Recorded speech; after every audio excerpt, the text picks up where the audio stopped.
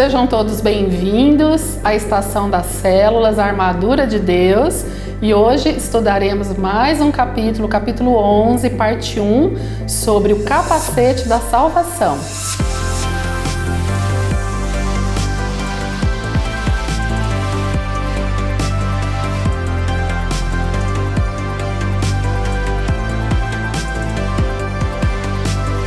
Amados, que privilégio estarmos aqui aprendendo um pouco mais da palavra do Senhor, ensinamentos tão preciosos para a nossa vida, como uma defesa, como uma proteção para o dia mau e as ciladas do inimigo.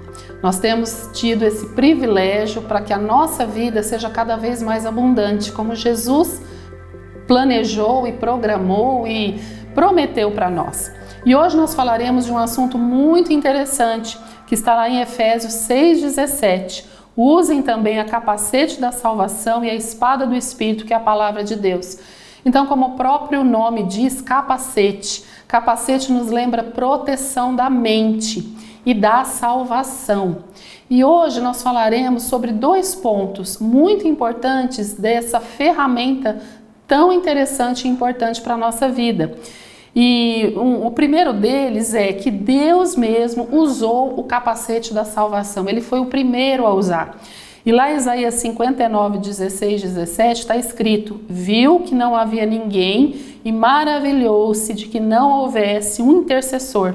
Por isso, o seu próprio braço lhe trouxe a salvação, e a sua própria justiça foi o seu apoio. Vestiu-se da justiça como de uma couraça, e pôs o capacete da salvação na cabeça. Pôs sobre si a veste da vingança, e se cobriu de zelo como de um manto.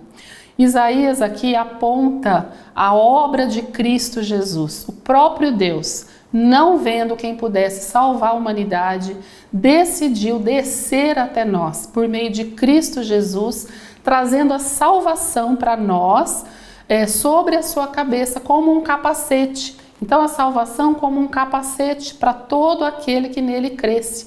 Essa é a obra de Cristo Jesus. E é muito interessante que isso nos dá a ideia de, como nós falamos, capacete está onde? No cérebro, como proteção.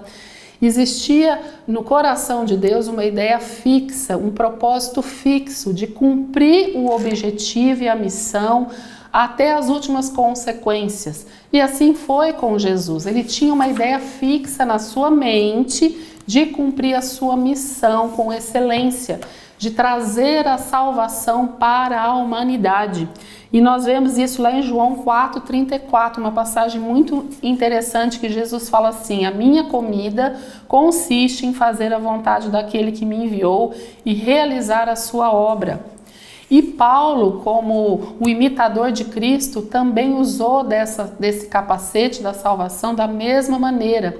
Ele tomou posse dessa salvação para ele e, ao mesmo tempo, ele viveu esse propósito para levar a salvação a todos aqueles que crescem na pessoa de Cristo Jesus. Amém? E aqui nós temos referências de Paulo também. Porém, em nada considero a vida preciosa para mim mesmo, desde que eu contemple a minha carreira e o ministério que recebi do Senhor Jesus, para testemunhar o evangelho da graça de Deus. Atos 20, 24.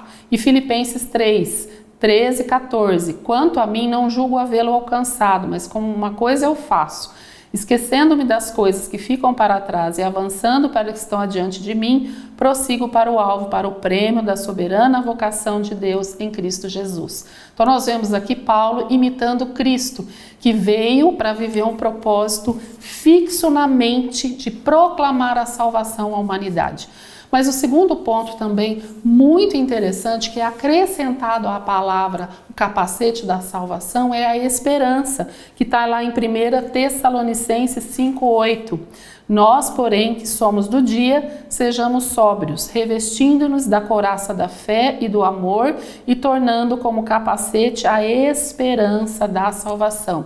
Então esse é o segundo ponto. O primeiro é que o próprio Deus desceu trazendo a salvação como capacete. E o segundo ponto da nossa reflexão de hoje é a esperança da salvação.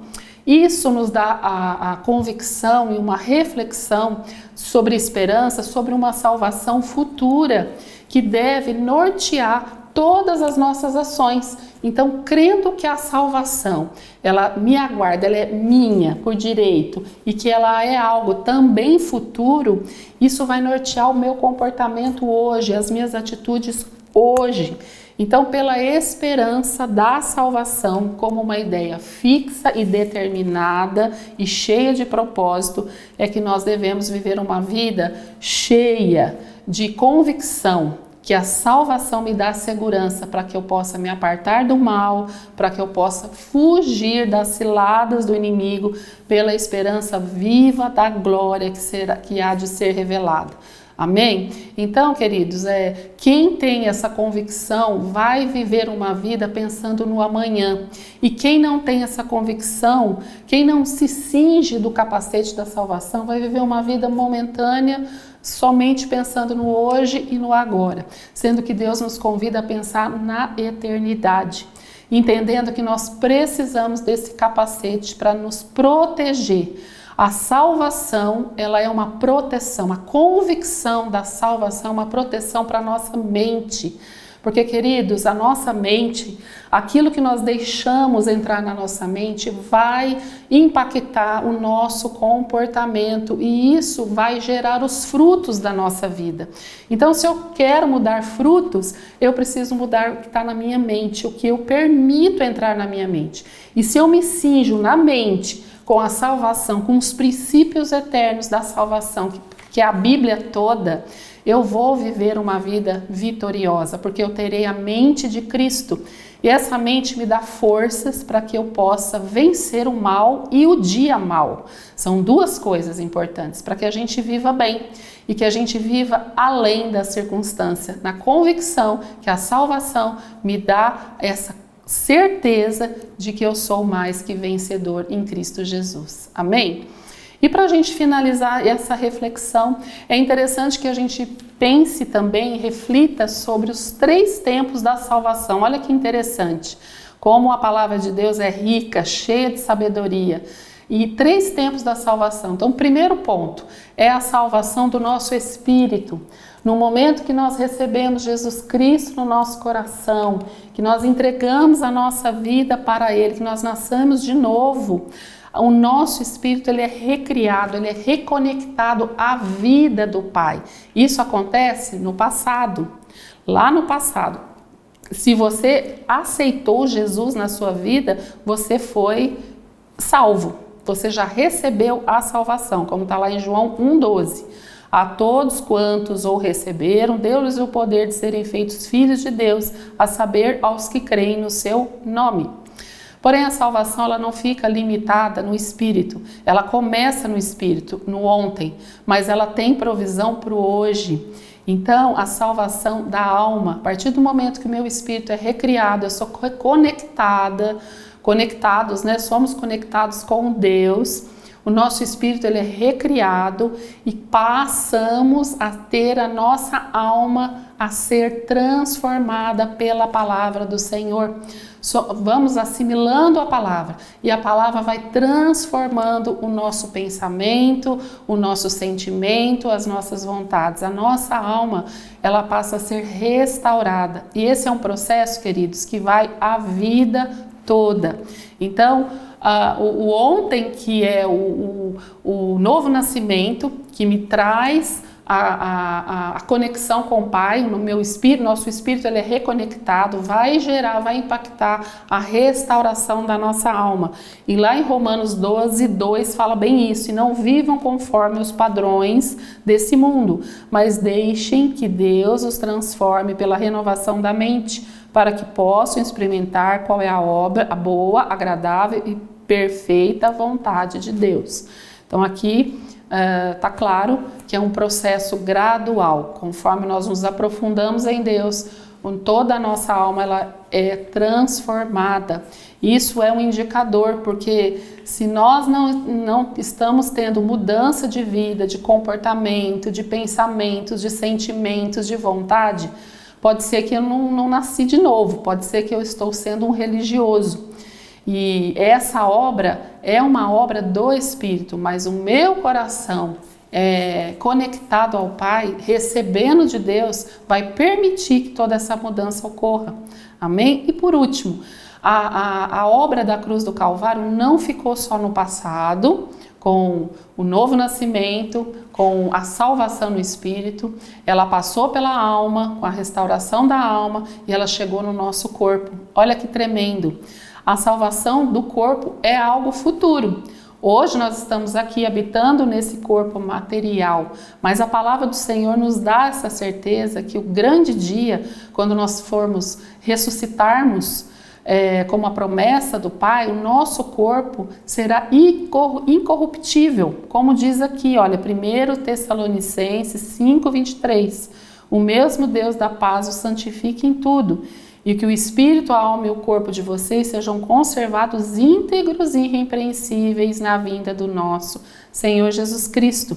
Em 1 Coríntios 15 também diz assim, 52 e 54, no momento, no abrir e fechar dos olhos, ao ressoar da última trombeta, a trombeta soará, os mortos ressuscitarão incorruptíveis e nós seremos transformados, porque é necessário que este corpo corruptível se revista da incorruptibilidade e que o corpo mortal se revista da imortalidade. E quando esse corpo corruptível se revestir de incorruptibilidade e o que é mortal se revestir de imortalidade, então se cumprirá a palavra que está escrita: tragada foi a morte pela vitória. Então, queridos, a salvação ela contempla todas as esferas da nossa vida: a espiritual, o espírito, a alma e o corpo. E isso fixo na nossa mente vai nos dar a convicção de uma vida, vivermos em novidade de vida, de uma vida transformada por Deus, para que nós possamos contemplar essa glória que nos alcançou, para que a gente possa viver uma vida sóbria, uma vida digna, uma vida que verdadeiramente contemple todo esse sacrifício que Cristo fez por nós. Amém? E com base nessa esperança da glória eterna, da salvação hoje, ontem e amanhã, nós temos a certeza de que podemos vencer o pecado, vencer o mal e toda a dificuldade terrena, porque para isso Cristo nos libertou. Ter a salvação como um capacete é a certeza absoluta que a ressurreição de Cristo me remete para uma salvação em todas as esferas. E assim podemos viver os planos perfeitos que o Senhor designou para cada um de nós. Amém? Que Deus abençoe a cada um de vocês e que essa palavra da salvação possa ser a referência de toda a sua vida e de toda a minha vida. Amém? Em nome de Jesus. Deus abençoe.